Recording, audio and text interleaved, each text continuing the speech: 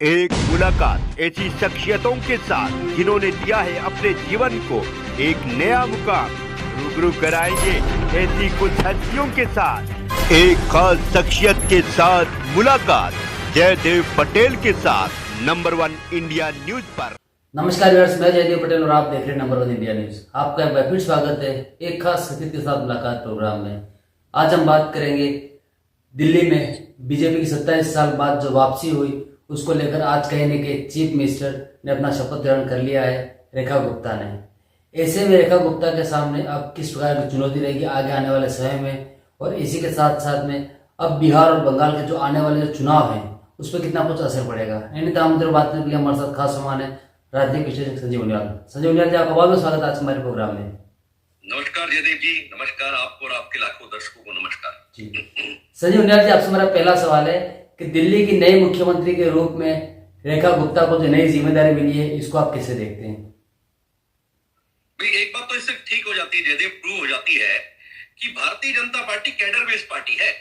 छोटे से छोटे कार्यकर्ता से कुर्सी बंटवाती है, कुर्सी लगवाती है, दरिया बिछवाती है, उससे पानी को सर्व करवाती है और रूट लेवल से उस कार्यकर्ता को तैयार करके रजिस्टर, पन्ना रजिस्टर, उसके बाद उसको पोलिंग एजेंट बना के, उसके बाद उसको जो है मंडल कार्यवाह बना के, उसके बाद उसको जिले का दायित्व देके, फिर विभाग का दायित्व देके, फिर स्टेट का दायित्व देके, और फिर उसके बाद उसको जो है काउंसलर का इलेक्शन लड़ा के, और उसके बाद जो एमएलए बन जाता है। एमएलए बनाने के बाद उसको चीफ मिनिस्टर की पोस्ट भी देने के लिए हमेशा तत्पर रहती है और प्रूव कर दिया है।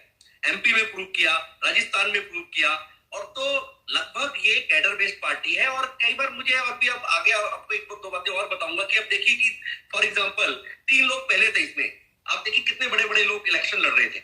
इसमें मदन लाल खुराना के बेटे हरीश खुराना लड़ाई इलेक्शन लड़ रहे थे। इसमें जो है साप सिंह वर्मा के बेटे प्रवेश साप सिंह वर्मा लड़ाई इलेक्शन में आप पार्टिसिपेट कर रहे थे।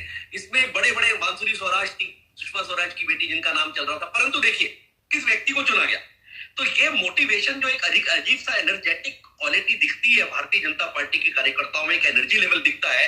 दिल दूनी रात चौगनी उन्नति भारतीय जनता पार्टी अपने कार्यकर्ताओं के बेसिस पे कर रही है। तो उसका कारण क्या है?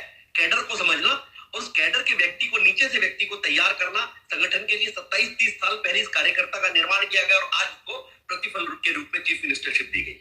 जी संजय उनियाल जी, अगर हम बात करते हैं रेखा सरकार जो दिल्ली की जो नई बनी है उसके सामने अब दिल्ली की जनता से किए गए वादों को पूरा करना कितना चुनौतीपूर्ण रहेगा आने वाले समय में? मुझे नहीं लगता कोई चुनौतीपूर्ण रहेगा। एक तो मैंने बताया कि बिल्कुल नीचे से कार्यकर्ता है, रूट लेवल की कार्यकर्ता है। लेकिन मोदी जी का जो सपना है, मोदी जी की जो कार्य पद्धति है, मोदी जी का काम करने का तरीका, मोदी जी की जो आश्वासन देने की तरीका है लोगों को और उसको पूर्ण करने का, उसका आश्वासन जो है बहुत होता है। और मोदी जो है बड़े हार्ड टास्क मास्टर है। आपने देखा है कि वो उनके साथ व्यक्ति वही चल सकता है जो काम करे, जो डिलीवर करे। और जो उन्होंने वचन दिया अपने वहां के लोगों के लिए, उन्होंने अपने आप फ्रंट में आके फ्रंट रनर की तरह उन्होंने ही lead it from the front जब दिल्ली के इलेक्शन में। तो उनके वचनों को जो कार्यान्वित करेगा, उसको एग्जीक्यूट करेगा, वो तो चल पाएगा, वरना कोई नहीं चल पाएगा। और उनके साथ चलना मुझे लगता है कि रेखा गुप्ता जी के लिए कोई असंभव नहीं है। बहुत अच्छी टीम तैयार है और आप देखिएगा धरातल पे काम होना शुरू हो जाएगा 30 दिन, 60 दिन, 90 दिन के अंदर। जी संजय उनियाल जी, अगर हम बात करते हैं दिल्ली में मुख्यमंत्री अब बन चुकी है, ऐसे में आगे आने वाले समय में 2025 में बिहार और 26 में बंगाल में चुनाव है, उस पर कितना प्रभाव दिखाई देगा? बहुत बड़ा इफेक्ट पड़ने वाला है। अब देखिए कि आज देखिए लगभग 21 जगह से 21 स्टेट के लोग जो है रिप्रेजेंट कर रहे थे। मैं सुबह कार्यक्रम देख रहा था तो उसमें अपनी शक्ति को दिखाया कि हमारी सॉफ्ट शक्ति क्या है। हम एकात्मता के सूत्र में बने। नायडू तक के लोग बैठे हुए थे।